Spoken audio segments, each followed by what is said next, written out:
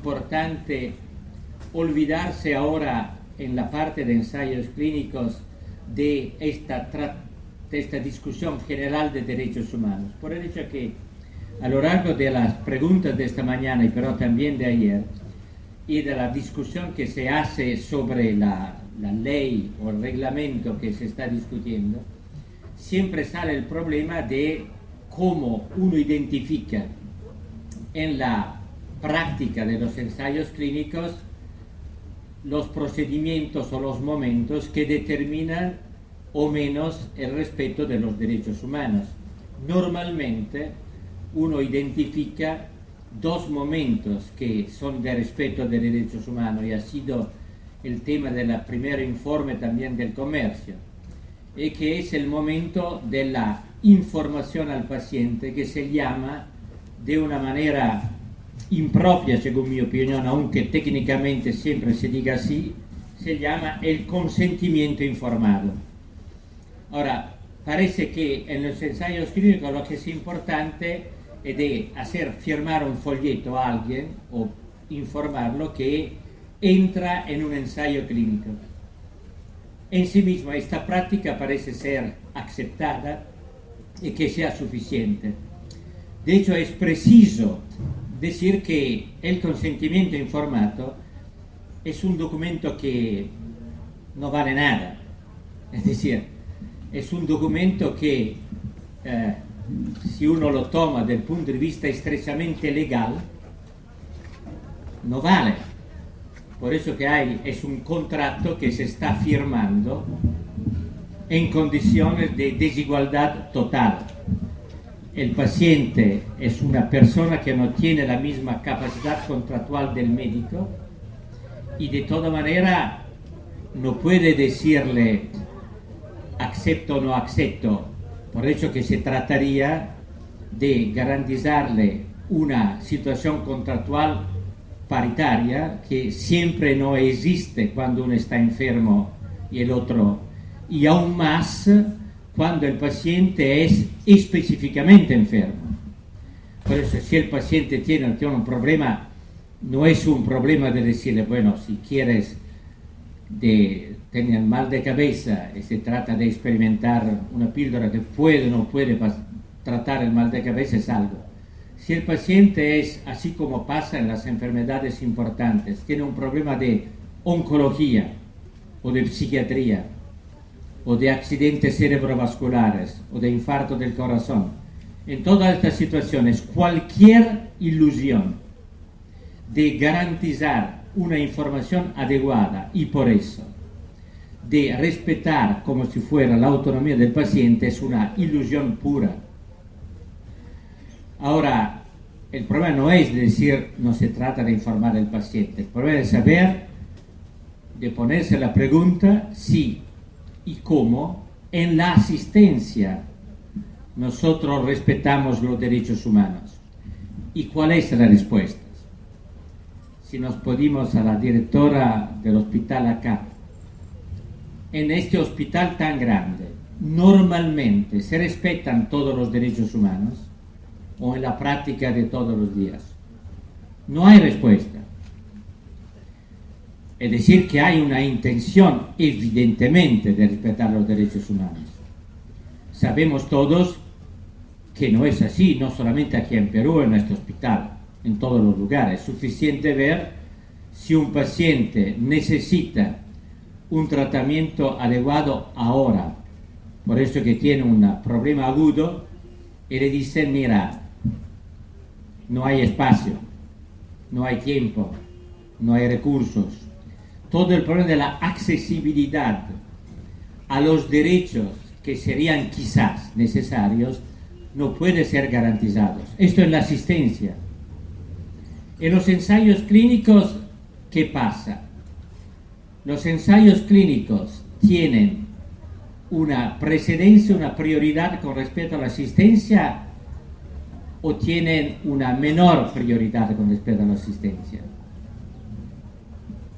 Evidentemente, sí, así como se habla en esta discusión, si los ensayos clínicos pretenden o tienen la propuesta de proporcionar respuestas adecuadas que aún no existen, evidentemente los ensayos clínicos son los donde hay un encuentro entre dos debilidades que son más grandes que las que normalmente se podrían encontrar en la asistencia. La asistencia normalmente debería ser algo que corresponde, de un lado hay un problema con un diagnóstico y del otro lado con una propuesta de tratamiento. Eso es la asistencia que se dice basada en la evidencia. El médico sabe qué es el problema, sabe cuál es, o más o menos sabe cuál es la respuesta, y el paciente entra en un sistema que está garantizado por la sociedad, por eso que dice, mira, en este hospital donde estamos, el infarto se trata así, y el paciente tiene derecho a recibir este tratamiento. El ensayo, un ensayo verdadero, que no sea un ensayo para promover un medicamento, hay dos incertidumbres, es decir, dos debilidades, dos fragilidades. El médico no sabe o está incierto y el paciente encuentra un médico que no puede decirle, mira, el tratamiento para usted es 1, 2, 3. El contexto debería decir, para su problema nosotros no sabemos qué hacer.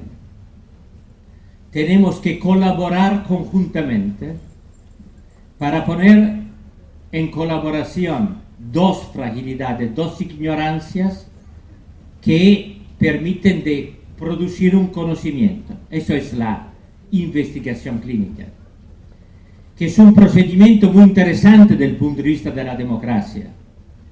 Por eso que constituye el primer criterio para asegurar un derecho humano. Las dos personas se ponen en el mismo plano. Hay una necesidad que es cierta y hay del otro lado un poder que tiene que reconocer que el poder no puede aplicarse. ¿Cómo garantizar que esta posibilidad de democracia, de derechos respetados, de derecho compartido, se averigüe en un contexto donde normalmente las relaciones médicos-pacientes, con muchas excepciones, son relaciones jerárquicas, de relaciones de poderes asimétricas? Ahora, ¿por qué es interesante poner el problema de ensayos clínicos y derechos humanos? Por hecho que se trata de pensar que los ensayos clínicos son el revés de lo que normalmente se presenta. El ensayo clínico es la transformación de un sujeto, de un ciudadano, en un objeto experimental. Es el revés. Eso es lo que la experimentación que se concibe como experimentación de medicamento ha producido a lo largo del tiempo. Por eso que el interés de lo que no tiene un interés específico al paciente, sino al desarrollo de un medicamento, paulatinamente han puesto el problema como si entrar en una experimentación significa entrar en un riesgo.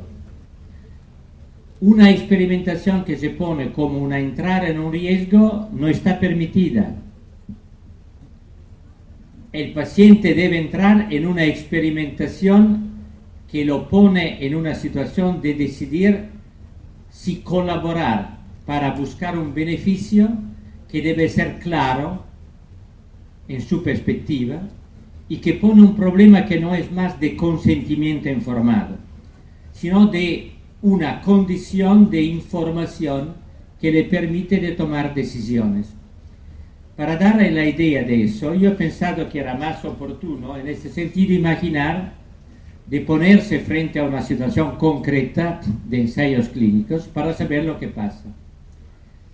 Las condiciones normales para la mayoría, la gran mayoría de los pacientes, y eso se ha visto en muchas de las publicaciones que se han hecho, es que los pacientes entran en los ensayos aun cuando uno lo informa de una manera, entre comillas, adecuada, sin comprender lo que está pasando. Las cosas más favorables dice que el 76% de los pacientes no entienden lo que pasa, aunque le han dado toda la información. Por eso que evidentemente se trata de, es un poco para todos nosotros, si yo le pido una opinión sobre el funcionamiento cerebral a mi colega neurólogo, que está muy adelantado, me puede dar alguna información que pueda entender. Que soy médico, soy alguien que hace investigación, pero tengo una confianza que lo que puedo no puedo averiguar. Cuando uno dice, el paciente puede pedir al médico si está de acuerdo, es el mismo, es decir, que si uno le pide al médico de cabecera de averiguar si la plausibilidad de una investigación oncológica es bien documentada, el médico de cabecera dice, puede ser, sí, me parece, tengo confianza en este oncólogo. Ahora, el problema es que es importante de no dar tan importancia o de no dar una importancia primaria exclusiva al momento del consentimiento informado, sino de crear alrededor de la investigación el mismo concepto de derecho que se trata de crear alrededor de la asistencia. Si la opinión pública en su conjunto está sensibilizada a monitorear la calidad de la asistencia como respeto de los derechos humanos, dentro de este contexto general puede también informar sobre el rol de la investigación clínica. Si pero en la prensa, en la radio, en la televisión, no importa dónde, hay una información que nunca habla del derecho de asistencia, del derecho concreto, habla mucho más algunas veces de escándalos de un lado o de otro en todos los países del mundo. Y pero principalmente la prensa dice la medicina está produciendo milagros, los médicos son los buenos, algunas veces son los malos, pero la mayoría de las veces es una propaganda para dar la idea que todo tiene buenas intenciones, que no hay discriminaciones y todo eso. Evidentemente cuando uno se encuentra enfermo, y sobre todo enfermo con una enfermedad que no tiene respuesta, el tipo está dispuesto a tener una gran confianza y decir todo lo que me hacen está bueno, sobre todo por eso que no tengo otra opción. Cuando en los folletos de información se dice, si usted no entra, le aseguramos todo el servicio de antes, como si fuera una concepción. Debería ser exactamente al revés, usted recibe ya todo. Quiere participar a una opción más. Mientras el problema que se pone muchas veces es que a los que hacen una investigación se garantiza una prioridad que es un poco una falsedad, por el hecho que evidentemente uno tiene como el sentido de culpabilidad que entrar en una experimentación le está haciendo algo que no es tan bueno.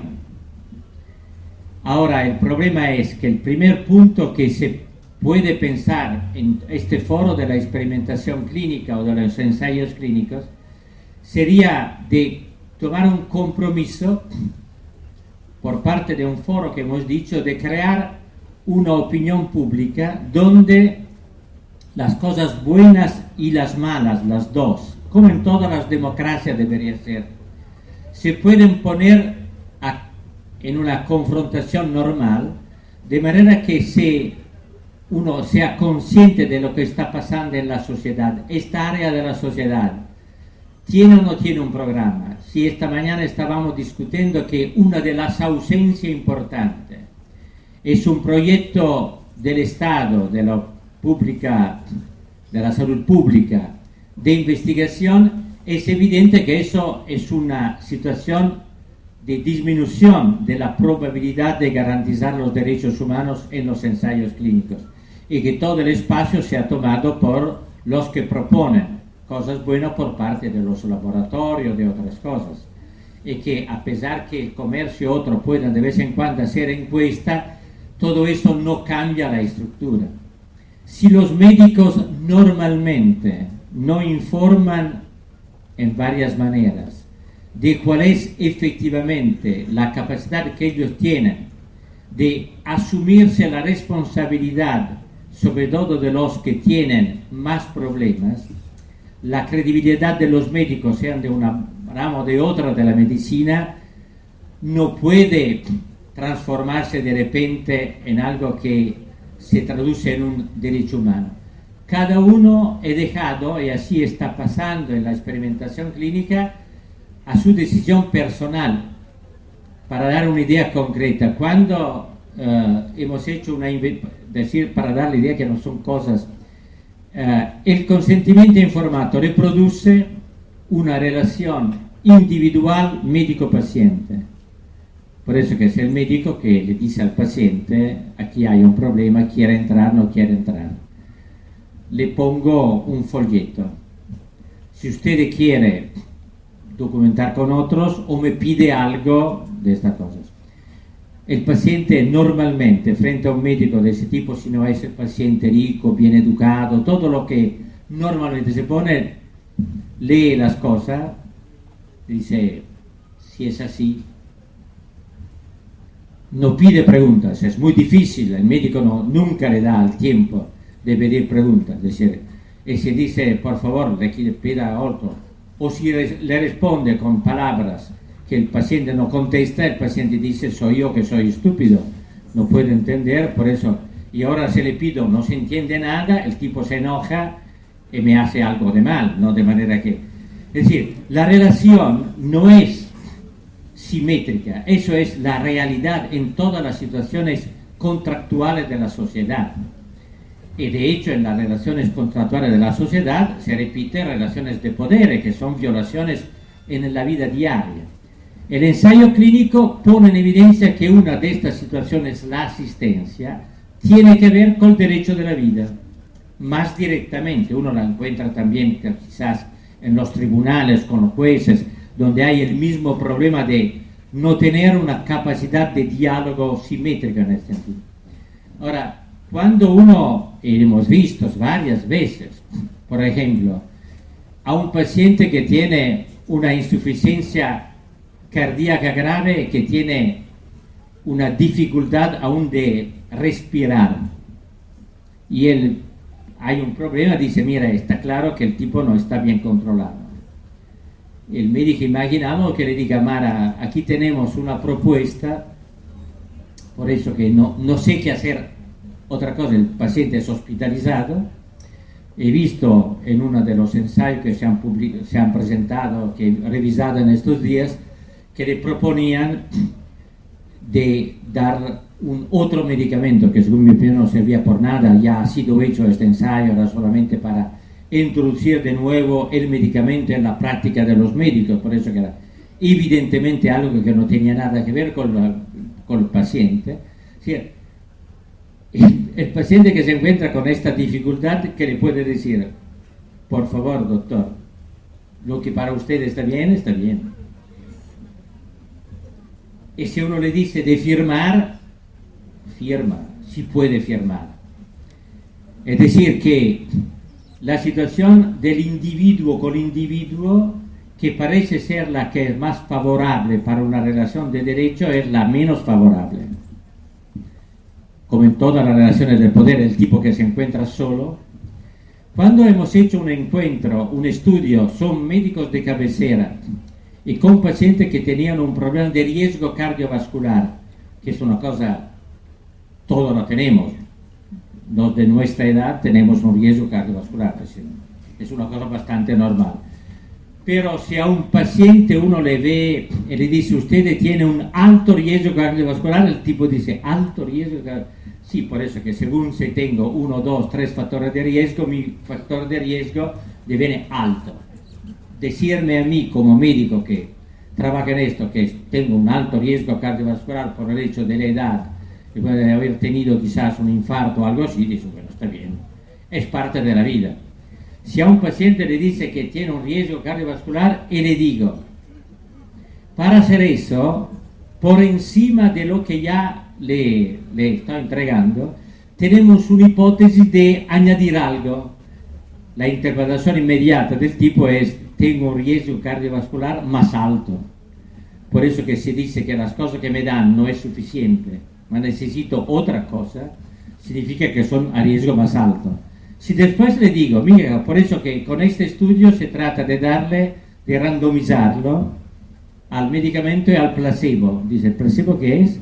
Sí, a algo más o al otro que no le da nada, pero no lo sabe, no se conoce. El tipo puede decir, mira, a mí me gusta, pero si entro en el tratamiento bueno. Por eso me imagino que mi médico tenga una intención buena. A ese punto, en el consentimiento informado, uno tiene que añadir, sí, pero como en todas las experimentaciones, puede ser que el medicamento nuevo no sea tan bueno que sea malo. El tipo dice, mira, a ese punto, ¿qué hago? De todas maneras, si el médico tiene confianza, digo, bueno, no se preocupe, está bien, está tranquilo que no hace mal, no, decir. Pero no le pone pregunta. Cuando hemos hecho, y el caso no era dramático en ningún tipo, cuando hemos propuesto de hacer a los médicos, dice, ¿por qué ustedes no hacen al revés? Que a los pacientes de su práctica de medicina general, que tienen un problema de riesgo, los convoca como un grupo y dice, mira, hemos decidido que estamos discutiendo de cómo tratar mejor el riesgo cardiovascular. El médico ha reunido a sus pacientes y dice, mira, tenemos aquí una propuesta que nos hacen de hacer un estudio, y la gente eran 15, 20 de personas, y al momento uno dice, ¿por qué nos reúnen? Que normalmente veo el médico solamente, y él dice, mira, hay un problema diferente de la normalidad. Tenemos una propuesta que es fuera del normal, por eso creamos un contexto cultural. Se empezó un diálogo donde las diferentes personas hablaban, por eso no tenían miedo del médico, hablaban entre sí. Y han hecho una discusión de 2 horas, y al final los pacientes decían ellos al médico, mira, ahora discutimos nosotros quién entra o no entra en los ensayos. Por eso que se habían puesto en una situación de efectiva discusión simétrica. Ahora, eso es, sin dar nombres muy importantes, una afirmación de simetría en el poder decisional. Si uno hace eso en una situación cardiovascular tranquila, ¿cómo se puede hacer eso, imaginamos, en una situación de cáncer? ¿Quién decide? ¿Quién decide cómo informar? ¿Cómo se comunica a una mujer que tiene el cáncer de mama, que como nos decía esta mañana la colega en esta lindísima presentación, es el cáncer más investigado, por lo menos de los 22% habían estas cosas. Cáncer de mama que se manifiesta en una persona que tiene una cultura alta, o en una persona que no sabe ni qué es el cáncer, que tiene una relación con su cuerpo que es muy difícil, que no sabe qué hacer con eso, y le dice que tiene un cáncer que tiene los receptores que son sensibles o no sensibles al nuevo medicamento. La persona lo mira y dice, ¿de qué están hablando? Los receptores. Y dice, sí, por eso que eso es un problema, por eso que ahora, en ese sentido, el ensayo clínico es algo que requiere ¿cuál comunicación? En la declaración de Helsinki se dice que la comunicación debe ser proporcional a la cultura, a la emotividad de los pacientes. ¿Cómo se puede respetar eso? Es un problema abierto. Lo que es cierto es que se está violando este principio si uno le propone a todas las personas, a todas las mujeres en ese sentido, el mismo folletito. Puede ser que algunas sería importante ni poner algo de escrito, por eso que la escritura en una gran parte de las personas es algo que aleja en lugar de ponerte en una posición más tranquila. De hablar con quién, con un médico es mejor con un médico, con una enfermera, es mejor con un grupo, es mejor con mujeres que sean mediatrices culturales. Es decir, el problema de la información no es más un problema de un procedimiento de estas técnicas de Good Clinical Practice. Es el hecho de hacer memoria que es necesario transformar la experimentación en un momento donde se revisa la calidad completa de la asistencia y de las relaciones que existen en este sentido. Eso es una de las partes importantes que no se puede solucionar de una manera igual con una regla que sea igual para todos los ensayos. Puede ser que, por ejemplo, en un hospital uno puede decir, aquí en este hospital, y lo se hace saber a todos, así como se hace saber a todos, que la información a los pacientes en un ensayo clínico se produce con algunos criterios. Yo me acuerdo cuando habían, o en Nicaragua o en Salvador, en Guatemala, donde estamos haciendo, por ejemplo, un trabajo con los niños con cáncer, y las mujeres que vienen del campo y que están muy aterrorizadas de dejar el niño en el hospital, la responsabilidad de dar una información es de darla a los padres de estos niños o a un grupo de padres que se reúnen para discutir y para dar la idea que la importancia es un servicio al niño. El jefe del hospital viene directamente para hablar con ellos, para dar la idea que se trata efectivamente de asumirse una responsabilidad en este sentido. Es decir, que en cada situación uno tendría que hacer del ensayo clínico una ayuda a memoria para saber si de hecho la organización de la asistencia está orientada a hacer del momento de fragilidad de la enfermedad un momento de crecimiento de autonomía, en el sentido de ser un ciudadano que tiene, por lo menos cuando está en la enfermedad, un derecho más específico a ser respetado en su característica de individuo absolutamente único y que necesita una atención. Todo eso se puede o no se puede traducir en práctica. Ese es un problema. El problema pero es que pone la pregunta más directa o más grande. ¿Se puede o no se puede imaginar de crear progresivamente una cultura de salud como expresión de derechos humanos? La experimentación clínica, la investigación clínica es una oportunidad de alfabetización a los derechos humanos, que tiene la misma probabilidad que sea la medicina una práctica de derechos humanos, una violación de derechos humanos. Si uno ve los datos de que publican también en la medicina, se ve, por ejemplo, que, para tomar los datos que se presentaron esta mañana, que los datos que disminuyen los ensayos clínicos, que pueden ser verdaderos, falsos, no importa, son los datos que se dice de crisis. La crisis está produciendo más o menos derechos humanos, mucho menos está violando muchos derechos humanos, dentro de los cuales puede ser también ensayos clínicos adecuados. Es decir, que los ensayos clínicos que no se hacen pueden significar que los problemas que aún no tienen respuestas se dejan sin respuestas. De manera que el problema de la combinación entre el nivel macro del análisis y el nivel individual son muy estrechamente vinculados. Cualquier crisis económica es también en sí misma un ataque a los derechos humanos. Evidentemente puede ser traducida en una oportunidad para restituir derechos humanos lo que no tiene, pero es una oportunidad que se practica muy mal. La crisis en Italia ha aumentado de 4 veces el nivel de marginalización de los pobres, sobre todo en el sur.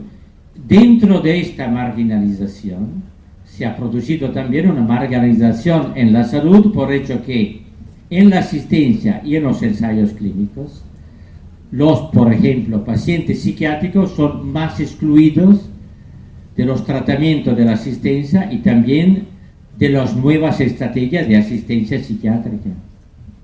En el mismo sentido, los que necesitan rehabilitación después de un accidente cerebrovascular no tienen más el reconocimiento de una rehabilitación cubierta por el Servicio Sanitario Nacional y tienen solamente 15 días de derecho de rehabilitación. Después de los 15 días tiene que pagar. Ahora, en este sentido, si el ensayo debe ser un control de calidad o la investigación clínica de la asistencia, evidentemente no se puede discutir de los ensayos en sí mismos separados de cuál es la calidad de la asistencia, y se trata de, por lo menos, en los ensayos clínicos, la investigación clínica, tomar los puntos críticos de la experimentación como una ayuda a memoria, repito, de cuál debería ser normalmente una práctica clínica buena. Y para no extender excesivamente la discusión, tomamos los puntos críticos del pasaje de los pacientes en los ensayos clínicos. Primer punto, hay no hay para el paciente una información general de su perfil de riesgo. El primer punto para garantizar una probabilidad más, no la certidumbre, una probabilidad más de ser respetados por su problema específico es lo que se ha dicho esta mañana, algo que tiene que ver con el conocimiento epidemiológico del problema del paciente. Si el paciente tiene un problema oncológico, es importante por parte de los que promueven la investigación. Estamos de acuerdo, todos estamos de acuerdo para decir que promover la investigación significa promover también la calidad de la asistencia. Por eso, los promotores de la investigación, que sean los laboratorios, más difícil, que sean los médicos, difícil por hecho que los médicos promueven poco los laboratorios, poco la investigación, que sean las autoridades públicas, que deberían ser las que primariamente promueven la investigación, por hecho que son las que deben hacerse cargo de las respuestas que aún no existen, deben producir datos que permitan de presentar el protocolo donde se ve exactamente si la propuesta de hacer algo de mejor es razonable o no razonable. Si alguien le dice a algunos después, mira, usted tiene, como se decía, el accidente cerebrovascular y aquí tenemos un medicamento o una intervención, una operación quirúrgica que le permite de mejorar su expectativa de vida del 30%, la primera pregunta es, ¿cuál es mi expectativa de vida? Para saber qué significa mejorar del 30%. Así como se decía ayer con algunos grupos, si la expectativa de vida de un paciente con cáncer es de 12 semanas, el 30% de esto es, de hecho, el máximo de 4 semanas. Si a uno le dice, con este tratamiento muy, muy fuerte, la probabilidad, no la certidumbre, de aumentar su vida, que es de 12 semanas, es de aumentarla de 3, 4 semanas, es muy distinto. Y por eso que es importante tener la idea de cuál es el punto de partida, por eso que si no es un poco como cuando uno le dice, le aumentamos el sueldo del 30%, si el tipo está sin empleo, no le sirve por nada. Si el sueldo es muy alto, le dice está bien. Es decir, en toda la sociedad el hecho de tener un conocimiento de base es el punto crítico, y eso es algo que si no existe, hay una probabilidad grande de decir mentiras cuando uno le propone algo para entrar en un ensayo clínico. Hay después un problema para entrar en el ensayo clínico. ¿Quién decide quién entra en los estudios clínicos? El paciente que corresponde a lo que es en el protocolo. a muchos de los pacientes que vienen y que no tienen otra oportunidad de ser tratados, si uno le dice, mira, si usted entra en el estudio, le garantizamos el seguimiento, y el tipo sin pagar, está bien, es una decisión que no es libre. De manera que en este sentido, cuando uno ve cuántos son los pacientes que entran en un ensayo y cuántos no entran en un ensayo, es un otro problema. Y de nuevo es algo que puede ser muy distinto. Uno puede decir también, ponen el protocolo que, por ejemplo, como se ve muchas veces, un paciente que es más complejo no entra nunca en un protocolo, aunque sea el paciente que más necesita todo eso. Por eso que le pone problema al médico. De manera que cuando después se propone o se produce un resultado de ensayos clínicos, de hecho el ensayo clínico ha excluido los pacientes más complicados. Cuando después se tratan los pacientes más complicados, los datos con los cuales se tratan evidentemente son una producción de discriminación por el hecho que se dejan de lado los pacientes que más necesitan o se condenan los pacientes más complicados a ser tratados de una manera empírica. Lo que pretendo decir es que no hay una solución que dice, si se da el problema de la calidad de los ensayos clínicos, hay, no hay, es importante, hay, no hay un consentimiento informado firmado. Ese es un procedimiento que pero no dice nada. Por ejemplo, si el médico, nosotros hacemos algunas veces este ejercicio, se le decimos al médico que incluye a los pacientes de hacer él un esfuerzo en 2 minutos de decir lo que sería su información de dar al paciente. En 2 minutos o 3, no importa, para darle idea si él tiene como parte de la asistencia lo que es importante. La mayoría de las veces los médicos no saben decirlo. Por varias razones culturales, no están acostumbrados a traducir todo eso. Si eso se repite las varias veces, evidentemente lo que se ve en el control de los ensayos clínicos con los documentos es una parte menor. Muchos de los documentos, hemos terminado recién un estudio para los pacientes en cuidados intensivos, para saber si deben o deben recibir albumina. Los pacientes en cuidado intensivo con una infección severa, no solamente eso, con sepsis, algunas veces con shock. Los procedimientos dicen que a estos pacientes se debe pedir el consentimiento informado. Imagínate el paciente en terapia intensiva con una sepsis severa o shock, que uno le dice que, o le dice, pero cuando el tipo está mejor, usted le dice que ha entrado en la experimentación. El tipo dice, mira, qué lindo, he sobrevivido, estoy contentísimo. Pero a los muertos no se dice nada, por eso que 1 cada 3 de estos pacientes mueren.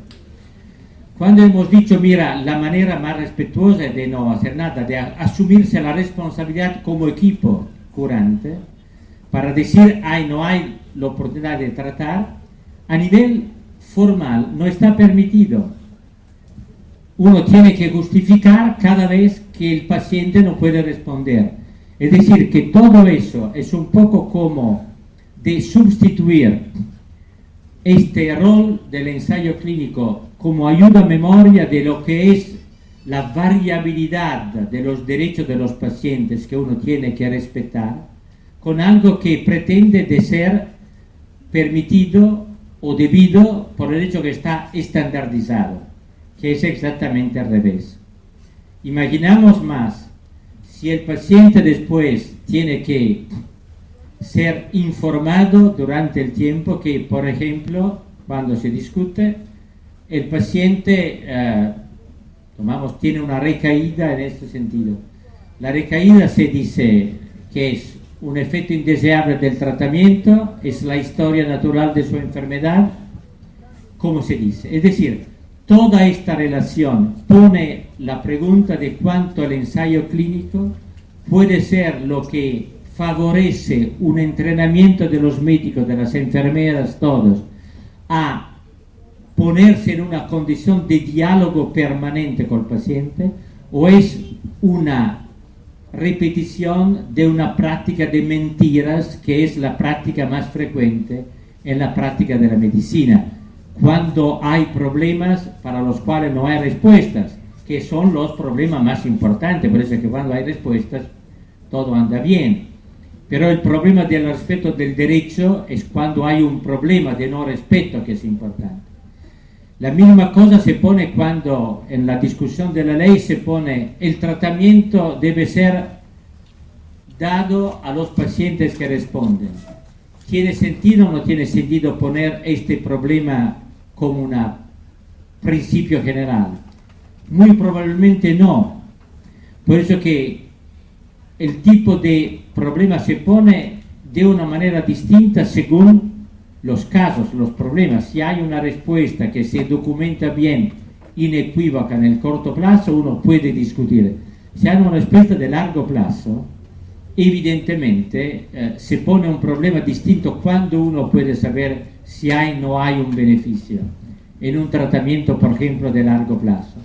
El concepto de la ley en este sentido sería efectivamente el concepto de crear un cuadro de diálogo permanente, abierto, muy transparente, de manera que todo de estos problemas se pueda hablar directamente y periódicamente, de manera que los problemas que salen sean objeto de informes también a la opinión pública para saber lo que está pasando o ha pasado con los resultados de ensayos clínicos, para que la gente paulatinamente se acostumbre a ver que en ese campo, como en otros campos de la democracia, no hay pasos lineares que permiten de caminar según criterios predefinidos, sino que hay efectivamente como un aprendizaje recíproco que se hace en un diálogo que muchas veces no es tan fácil.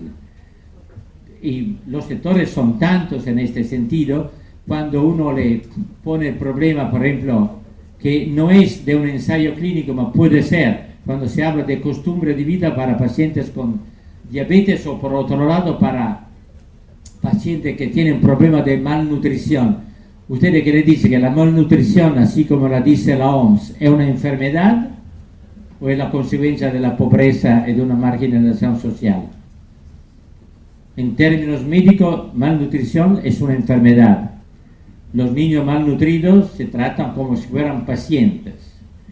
En ese sentido, el hecho de entrar en un ensayo de suplementos alimenticios es de entrar en un ensayo médico o de restituir un derecho a tener una alimentación adecuada. A los niños se pueden randomizar, como han hecho recién en un estudio, a recibir una suplementación en el corto plazo de zinc, de otras cosas, o los niños tienen un derecho básico de recibir alimentos normales, de los cuales hace parte también el zinc. No se trata de experimentar. Un paciente psiquiátrico tiene el derecho de tener una asistencia formal siempre o tiene un derecho de un ensayo que lo pone en tratamiento con o sin antipsicóticos. Las redes sociales de los ancianos y de los pacientes psiquiátricos, ¿es un derecho para todos o debe ser randomizado para ser reconocido como un derecho a ser asistido y no solamente de estar solo en la casa? Es decir, la medicina cruza casi siempre, en los casos críticos, también condiciones socioeconómicas. Esto debería ser el gran tema donde también la autoridad pública entra para lanzar ensayos que sean efectivamente ejercicio de reconocimiento de problemas y para educar la comunidad a hacerse cargo como comunidad de decidir lo que sería necesario para producir respuestas que no sean solamente respuestas médicas, sino que sean efectivamente una alfabetización progresiva a reconocer los determinantes médicos de salud, los determinantes sociales de salud, los determinantes de enfermedad, los determinantes de una autonomía. Es decir, que este lenguaje pueda entrar progresivamente en el lenguaje de todos. Ese es un poco un problema de lo que se llama también epidemiología comunitaria. Los ensayos o la investigación es parte de la epidemiología comunitaria. Cuando hemos terminado con los pacientes o las promotoras de salud en Ecuador un estudio de investigación sobre hipertensión arterial en la selva amazónica, la gente después hablaba del riesgo cardiovascular, pero hablaba como de algo que hablaba de sus problemas, como hablaba de los mosquitos, de la malaria que trataba de estar. Es decir, estos derechos de la vida diaria entraban más directamente en lo que era su capacidad de moverse con autonomía en un contexto social. Eso sería interesante experimentarlo también a nivel hospitalario. Sería interesante de ver cómo eso modifica, por ejemplo, la vida de un departamento.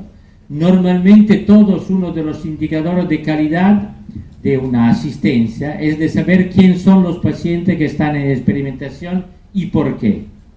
La mayoría de las veces que uno va en un departamento y le pide a una enfermera, no importa, dice, aquí se está haciendo algo de experimental, la mayoría de las veces dicen, puede ser, le han puesto allá algunas botellas, es decir, el concepto que la experimentación es una actualización permanente, colectiva, se pierde, y en ese sentido la experimentación deviene la ocasión para confirmar relaciones de separación en un departamento que debería tener responsabilidades colectivas. Uno podría seguir con ejemplo, pero lo que quisiera efectivamente subrayar es que sería interesante efectivamente traducir cada vez de la parte del comité ético un examen de los protocolos en una indicación de dónde, sí y dónde, por eso que algunos protocolos son muy tranquilos, pero sí y dónde en este protocolo, en eso, en otro, los procedimientos previstos por las prácticas clínicas de la industria farmacéutica y otras corresponden a mejorar o poner más a riesgo el respeto humano y el respeto del derecho de estos pacientes. Esta costumbre de llamar con palabras de derecho eventos médicos o burocráticos es un paso muy importante para no dejar todo como un capítulo de discusión, como se ha hecho esta mañana entre laboratorio y no laboratorio. Estas son cosas marginales. El problema importante es que aquí tenemos un caso centinela donde efectivamente nos preguntamos si salud en ese momento en el mundo, aquí en Perú, es una herramienta de democracia o es una herramienta de discriminación. Ese es el problema principal y evidentemente eso pasa también para la experimentación. Gracias.